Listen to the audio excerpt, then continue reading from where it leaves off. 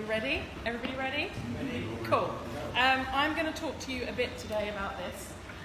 Gender and queer representation in specifically the Marvel Universe. That's mainly because gender and queer representation in comics is way too big of a thing for me to cover in like 10 minutes.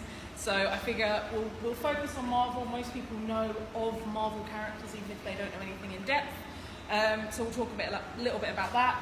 I am a queer person myself, and I also own Dark Side Comics, which is here in Chelmsford under the viaduct by the train station, which boasts a really amazing community, particularly quite a queer community, which is a little bit unusual for comic shops, but amazing. So Marvel are responsible for characters like these guys. So you've got Hulk, Captain America, Spider-Man.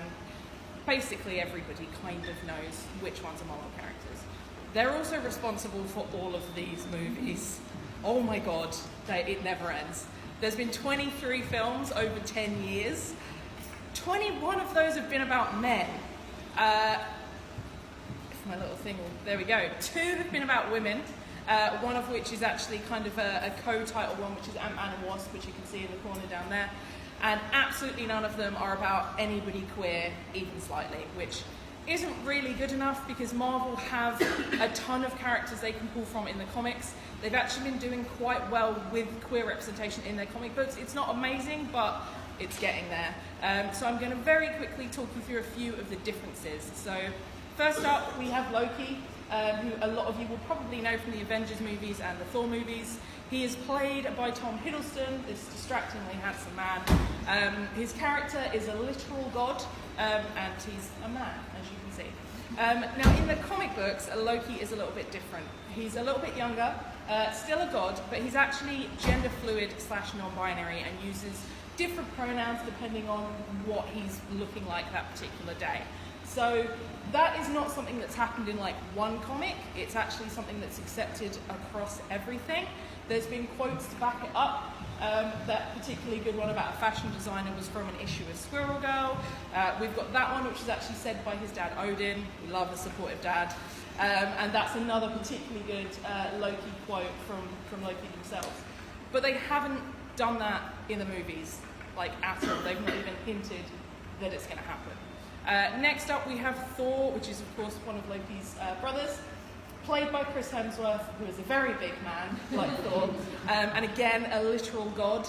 The comics version is actually basically the same thing, a very big man, but has also more recently been a woman. Essentially, Thor's hammer, which is this little thing, decided that Thor was no longer worthy to wield it, and the hammer left. Went and found the next worthy person, which turned out was Jane Foster, which is this lady here. She was also a brilliant scientist and took over the mantle of Thor, which is quite a big deal in comics because generally when you have a female character that's based off of a male character, they get a stupid name like Batgirl, Batwoman, She-Hulk. They kind of have that defining feature. Whereas Jane Foster was just Thor. Not Girl Thor, not Lady Thor, Mrs. Thor, just Thor. She completely took over. There was a lot of backlash initially from some kind of archaic comic book fans, but once they actually read it and realised the story was amazing, pretty much everybody got on board, which was super cool. Then we have Deadpool, probably one of the most famous comic characters at the moment, thanks to his hugely successful movies, played by another distractingly attractive man, Ryan Reynolds. Now, according to the screenwriters, they implied some pansexuality in subtle ways in the movies, and Ryan Reynolds has actually spoken about wanting to do that a little bit more. You see it a little bit in the film with certain jokes about certain characters. In the comic books, he's basically still Ryan Reynolds. There's kind of no difference, but he's openly pansexual, so he flirts with everybody. Like just here, you've got Thor, Wolverine, Spider-Man, Punisher. Anybody that's near him, he will flirt with them, which is pretty cool because he's such a major character. It's awesome to have that character being openly queer. I'm personally super passionate about the fact that I think it's really important for people to be able to see themselves in the media that they consume, whether it's comics, books, video games, movies, whatever, and particularly kids and teenagers who predominantly are the age range that are reading Deadpool, teenagers especially. I think it's so important for them to potentially see themselves in those characters. So I think it's really, really cool, and I hope they do expand on that a little bit more in the films, because going from page to screen to blockbuster movies with a pansexual lead would be amazing. Then we have what I like to call unconfirmed gays, which is essentially people that the queer community thinks these characters, yeah, I think they're one of us, but they haven't outright said it. First up, we have the icon that is Captain Marvel. Then she turned up with this haircut. She's gay. Come on. She was the first female-led Marvel movie that has ever happened in those 10 years, and that only came out this year, so it took them that long to do it. Then we have Valkyrie, who is an awesome Asgardian warrior. She actually had a scene in Thor Ragnarok where she had a girlfriend, but Marvel cut the scene out because they were worried that it would impact their money from the Chinese market. So that sucks, because we almost had it and Marvel wimped out. And then we have my favourite, which is Venom and Eddie Brock in the movie Venom, which is essentially a rom-com, which nobody was expecting. I have had like die-hard comic fans come into the shop and be like, hey, did you see Venom? That's a romance movie about a man in love with a monster. And what's even more interesting is that the Japanese market actually marketed the film as a monster boyfriend rom-com. Like, just come on, admit that he's into the monster already.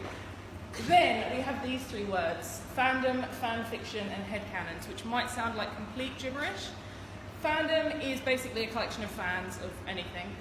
Fanfiction is stories that those fans might write. So it initially started actually with the Sherlock Holmes books. Fans began to write their own stories featuring Sherlock Holmes, and it really came to prominence with the original Star Trek series as well. And now with the internet, fanfiction is everywhere. It gives people a chance to explore characters in the way that these big companies aren't actually doing themselves. And headcanons are essentially something you might think about a character that would be cool if it was true. So one of those that's kind of blowing up on the internet right now is the concept that Spider-Man might be a transgender male. It's a kind of cool idea because he's a character anyway that's kind of battling with adolescence and growing up and feeling a bit out of place. And there's a huge subsection of fans on the internet that desperately want this. It's been pretty cool because the guy that plays him in the movies, Tom Holland, has recently come out and said he would like to explore more queerness in the Marvel movies, specifically in Spider-Man films, which is pretty cool. Then we have one that I'm incredibly invested in. These came from my personal collection, which is the Winter Soldier and Captain America being romantically linked. So this, without going into like a 7-hour dissertation, essentially these two guys initially met in the 1940s. So the concept that they were these two guys having these feelings, but it being the 1940s and that not being okay, I think adds a really interesting layer to their story. Plus the fact that they then later joined the war, it's just this whole thing. I could literally talk about it for 7 hours, but I don't have 7 hours. So that's really cool because it gives people a chance to explore characters in ways they otherwise might not be able to. So that was a really brief introduction to this. I can literally talk about it for hours. There's so many more examples. Comics is so much more than just superheroes. There's a wealth of other stuff. There's horror comics, there's romance comics, there's everything. And a lot of indie publishers are actually doing a lot better with queer representation than big companies like Marvel are. But yeah, so this is my shop. I am under the viaducts. Feel free to come and talk about gay stuff or comic stuff or both, or how they're kind of linked. Yeah, ta-da!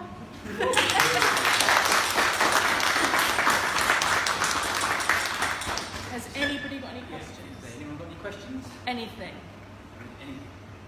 Is Agent Carter still in the... Because I love her. I love her too. Yeah. Yes and no. She died? No! My heart was just broken. Yeah, in one of the movies, she was unceremoniously just like off-screen killed. Like, oh, she got old and died, which was gutting because she was amazing and her series was amazing. And I wrote a whole thing about that because they cancelled Agent Carter despite the fact it was doing way better viewing numbers than like a show like Arrow, which has gone for 7 seasons and is really bad. So I just yeah, there's like, it's like recommended reading, there's so much stuff. So what needs to happen to get more I think more queer creators definitely helps. Big companies like Marvel and DC have a tendency to just hire straight white men, so that's what their stories end up being about. I think if they are willing to diversify their creative teams, then just by that happening, they're going to get more diverse stories. Unfortunately, with Marvel, since Disney took them over, I think that's added a whole kind of political layer to it. And I'm a huge Disney fan, but I can also appreciate that they're not the most diverse company in the whole world. Diverse across the whole world. Yeah, that's Marvel, Star Wars, Disney stuff. They also own like a bunch of news companies and stuff in America. They're kind of like their president and stuff. Wonder Woman is super cool and definitely bisexual. Wonder Woman is from an island exclusively of women, and until she meets a character called Steve Trevor, she alludes to having relationships with women as well, so she definitely counts. She's definitely on our team, so that's good. We love Wonder Woman.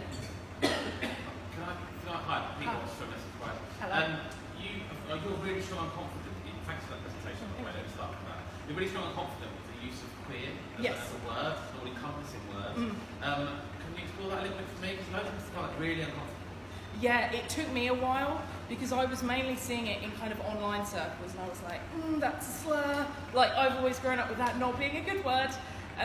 But for me, the more of the community that I have in the shop, a lot of them are younger, as you can kind of see from that picture, and they're kind of all using it. I think it's kind of started online as this thing and just grown. Obviously, the word's always been there, but there's an element now of reclaiming it and kind of taking it back as like, actually, no, we're going to have that.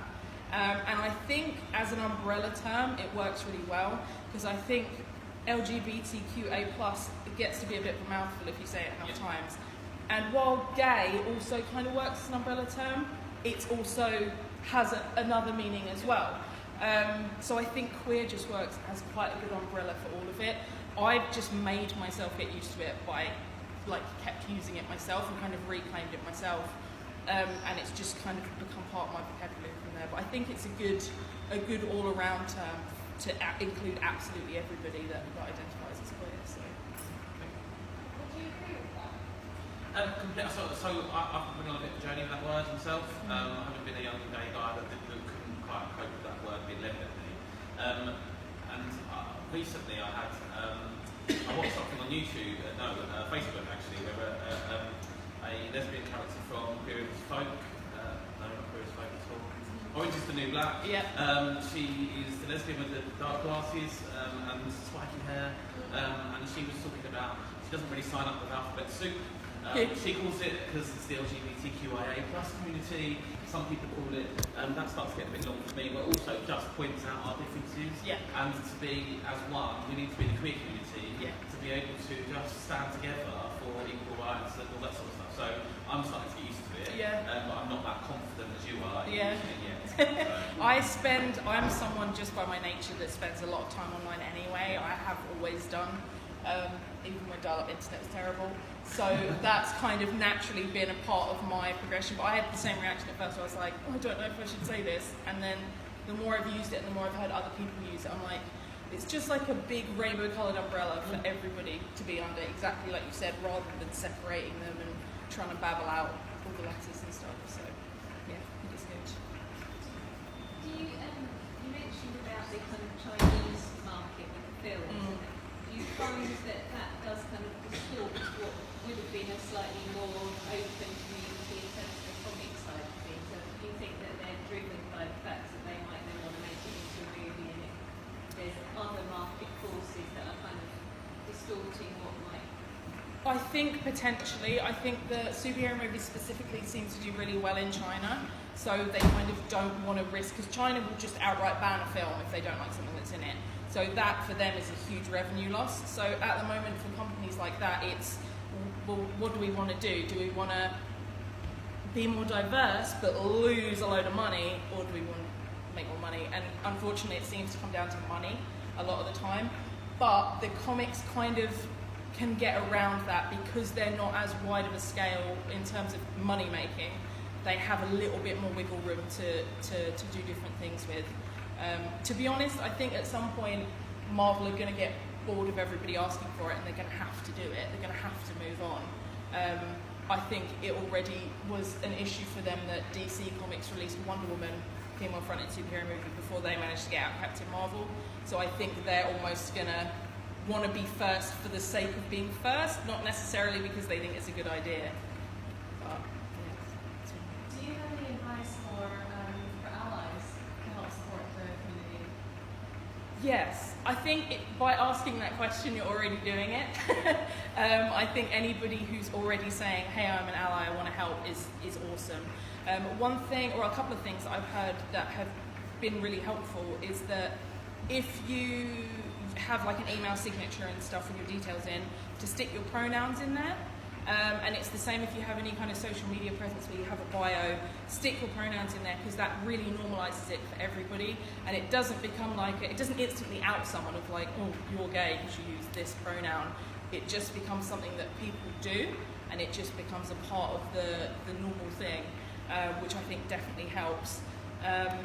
Other than that, just kind of supporting and being conscious, and there's something to be said for like, I haven't really experienced it firsthand. I know, again, it happens online a lot. In like, if there's a kind of conversation happening where queer people are saying, "Hey, this is an issue," as a straight ally, don't be like, "Yeah, but I think this." You kind of have to let the queer space happen and support it, rather than being like, "Hey, no, I want to say something."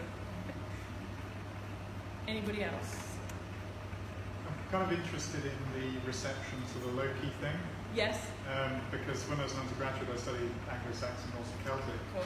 I'm very aware, also as a gay man, that Odin was the lover of Loki, and the central character within the religion and the mythology was always portrayed, as sort of bisexual, sort of, within a queer world. Yeah.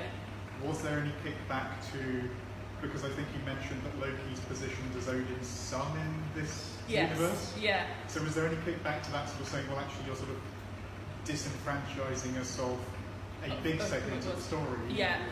Not as far as I know. It kind of first happened in, and for as long as there's been Loki comic books, he's a magic character, so he's changed between a man, a woman, a pile of snakes, whatever.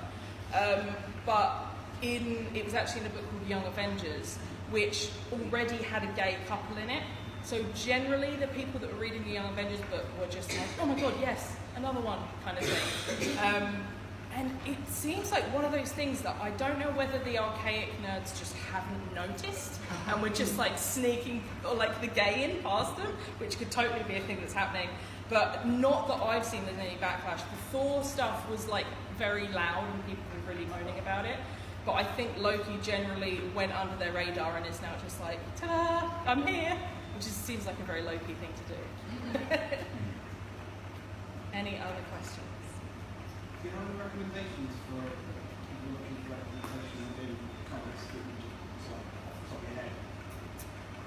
Specifically, if we're keeping to superhero stuff, there's a fantastic book by DC called Midnighter and Apollo. Midnighter and Apollo is essentially gay Batman and his solar-powered alien boyfriend. And there's a fantastic book where Midnighter has to go into hell to get his boyfriend back, who's been kidnapped and trapped there. Iceman from the X-Men is gay. That's really good because that then ties in with him also being a mutant and him feeling not the same as society, and that was just like the perfect marriage of concepts. And anything with Loki in has been fantastically queer. Young Avengers is pretty gay. So there's definitely stuff out there. And it seems with the comic books they're definitely moving towards that with a lot more forward thrust than the movies have. So. Anybody else?